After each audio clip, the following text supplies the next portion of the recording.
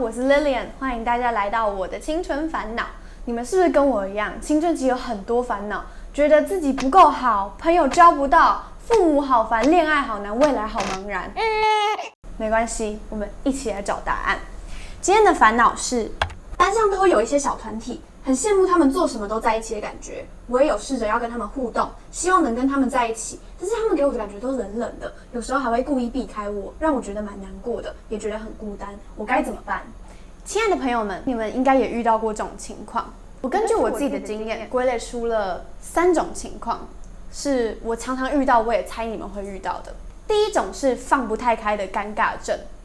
你是不是会感觉好像面对人群有很大的恐慌感，然后很常会怕在对话中尴尬，放不太开的那种感觉？情况2，没有共通点，在现在所处的团体中没有找到很合适、很合得来，或是很聊得来的一群朋友。第3种就是天生不会交朋友，你会不会有这种感觉，就是好像觉得自己不知道怎么主动接近别人，然后聊天过程也觉得好像怎么话都接不上，甚至会觉得没有办法适应别人第一次认识就太过热情的对待你。亲爱的朋友们，如果你们有遇到这些难题，应该是在加入个新团体之前会先观察一下，对吧？如果你遇到情况1，放不太开的尴尬症，放心，你并不是不会社交，你只是在加入新团体之前对自己没有信心，而且太过紧张了。像我就是这种类型，而且我超常这样，我看起来好像很外向活泼，跟每个人都聊得来的那种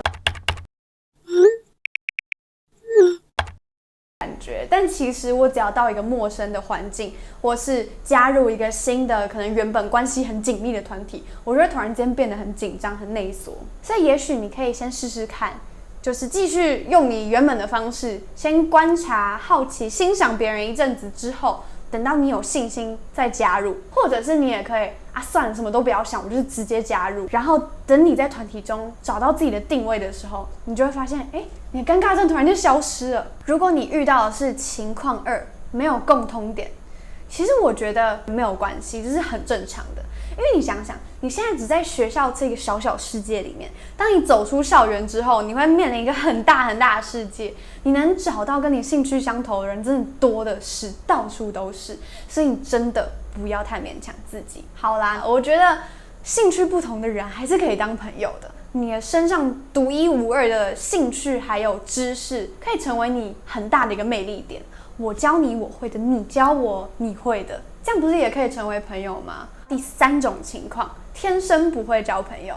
我能给你的建议就是，你可能会在学校注意到一些特别引人注目、特别讨人喜欢，大家都特别想跟他交朋友的这种人，你可以多多观察他们，看一下他们到底身上吸引人的特点是些什么。比如说这些特点可能是他对待朋友的方式啊，或者是他脸上常挂的笑容啊，你可以吸取这些细节，把它内化成你自己的特点，然后试试看用这些方法来交朋友。但这个不是叫你改变你自己的本质，或是改变你的个性哦，而是让你可以更知道怎么跟别人交涉。